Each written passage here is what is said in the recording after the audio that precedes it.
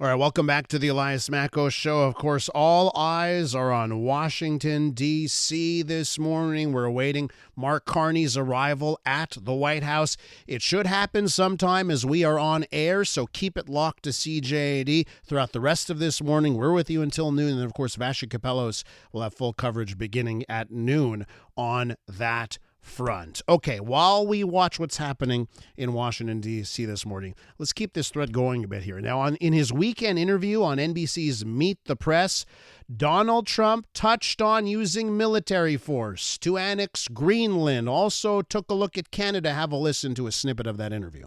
I asked you if you would rule out military force to take Greenland, and you said no, you don't rule out anything.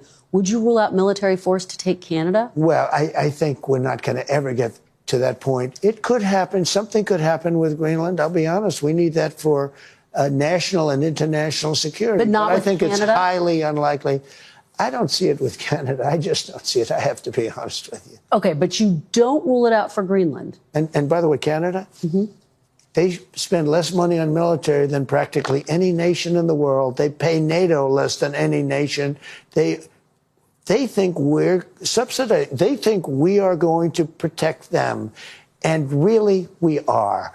But the truth is, they don't carry their full share, and it's unfair to the United States and our taxpayers. But you are not ruling out military force to take Greenland. I don't rule it out. I don't say I'm going to do it, but I don't rule out anything. No, not there. So an aggressive stance towards Greenland. Some people say the comments are far-fetched. Of course, it's raising eyebrows and reignited some serious questions. What would happen if a NATO ally did turn hostile? Let's find out a little bit more. Let's go to Roger Hilton. He's a former Montrealer, and now he's a non-resident fellow at the Canadian Global Affairs Institute based in Vienna. Roger, welcome back to the show. Hey, Elias. Hey, Montreal. So how seriously are you taking those Donald Trump comments? You know, he's got bluster. We all know that, but he's repeating certain things quite a bit. How do you view the comments you heard on Meet the Press? Well, I mean, in relation to what he's talking about Greenland, I mean, obviously it's a bit unsettling. It's a theme that's been going back to his first term where it's really an era where he's been preoccupied about it. Obviously, it goes without saying, this is uncharted territory for NATO. The closest incident, anything like this with NATO states going at it, which, you know, is arguably the closest, is in 1974 between Greece and Turkey over Cyprus. Obviously, I think it takes a lot of military and logistics planning, the chain of command asking if the U.S. military will actually carry this out. And one thing to note is when J.D. Vance visited the Northern Aerospace Base, the ruling or sort of the charge military officer was very unhappy with the performance, saying we work with the Greenlanders, we work with Denmark. So again, it's something to look at and consider. But I mean, a full military invasion, I think, would be something we'd be seeing coming. And I mean, hopefully, I think it'll just spur the Danes to spend much more on defense and work on sort of a bespoke agreement with the government. Okay, so I want to ask you if that's really what this comes down to, not just for Greenland, but for Canada. You know, I hate to slag my own country, but it is true that Canada has been lagging behind when it comes to defense spending. Clearly, there are concerns there. Donald Trump has been banging that drum for a long time when it comes to NATO countries and how much they spend on defense. So what do you think has to happen there? How seriously should countries be taking that call, that repeated call from the United States to spend more on their defense? You know, I mean, at least it's also, as you said, you don't want to friendly fire, but I mean, it's completely accurate, you know, how Canada has really failed to meet its defense spending. And it's not just the number, but it's a credibility issue, right? Canada's leading an EFP group in Latvia, and they're having enough trouble putting together a brigade on that. So I think countries are very much taking, you know, this perceived spending target very well. At the moment, you only have Poland, which is reaching about 5%. And I think Canada, which said, you know, we can get to this 2%, the floor very quickly, is now really in a tough space because it looks like it's going to be between 3 and 3.5%. With Secretary Ruda talking about that target with the June NATO summit coming up. So, you know, not just to appease the United States, I mean, for Canada's own security, cybersecurity, resilience, infrastructure, I mean, recruitment of forces, I mean, this is long overdue as we all live in an unbelievably hostile world. Roger, do you find maybe some humor out of this? That, you know, there are serious threats to Canada and to the West, right? You got China and Russia, and maybe some countries in NATO don't take those threats seriously. And it's going to take a threat from Donald Trump about annexation to make NATO member countries take their defense seriously? There's something to be said about that. Shouldn't the U.S. not have to make these threats for us to take our defense more seriously? There's more than enough evidence out there, right? I mean, whether it's asymmetrical warfare from Russia, which is what's being done here in Europe, or all of sort of the soft power corruption that China is doing.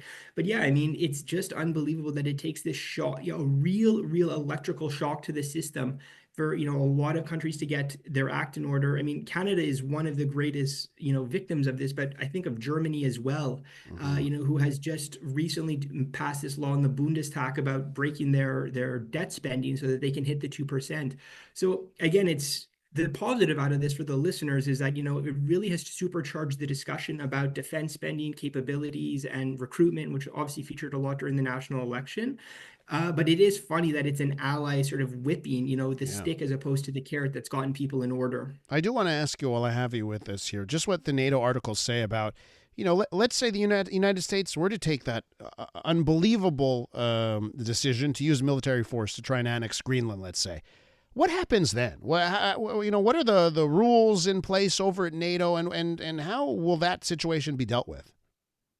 I mean, at least honestly, in the prep for the interview, I knew the question was coming. I mean, if something like that legitimately happened, we would be entering uncharted territory, not just for NATO, but for the international landscape. And this would basically be a green light, for great powers, Russia and China, that we would again be living in the 19th century, where, territorial ambition and imperialism were back in vogue, annexation. So, I mean, as I said, the greatest moment where this happened in 1974, NATO was very muted. They were very silent on the diplomatic front. So, I mean, I don't really think there's any protocol. I think Denmark would look to sort of organize a coalition of the willing in a variety of ways, whether it was militarily, diplomatically, economically, to support them. But to be honest, I mean, militarily, if the United States want to take Greenland as it is, nothing's stopping them and nobody could stop them. We're with Roger Hilton from the Canadian Global Affairs Institute in Vienna. Roger, what's the right number for a country to spend on defense? Do you have a number in mind? Does it change for every country? What's your magic target?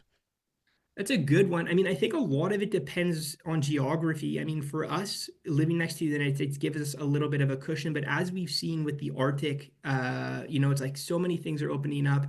You talk to somebody in Tallinn or Riga or Vilnius who's right on the border, and not only at least are they spending the 5%, but I mean, they're investing in a 10-year plan of building this Baltic defense line, akin to the Maginot Line from the First World War. So I think if countries could settle at somewhere between 3.5%, I think that would be a safe, reasonable number. But it's not just, the number itself is one thing, but it's how the countries spend it. By NATO standards, 20% of every country's spending needs to be done on research and development.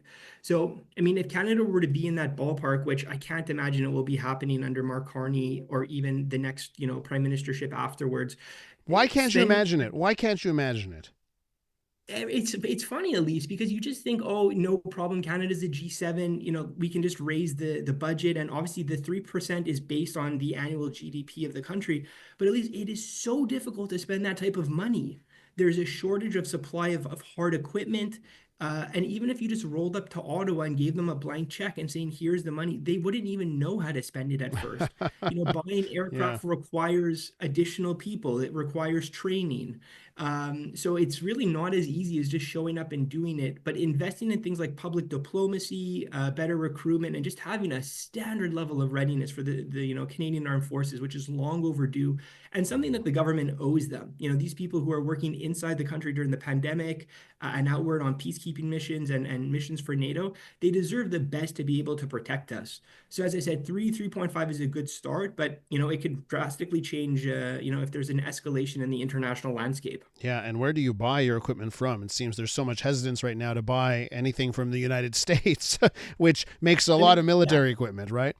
I mean, not only, at least just before we go, I mean, not only is, the Defense Department in Canada reviewing its contract with the US on the F-35 program, Portugal has canceled it. Yeah. Portugal has said we can no longer trust them. And the real winner of this is not necessarily the European defense firms, but South Korean firms who, have just come out.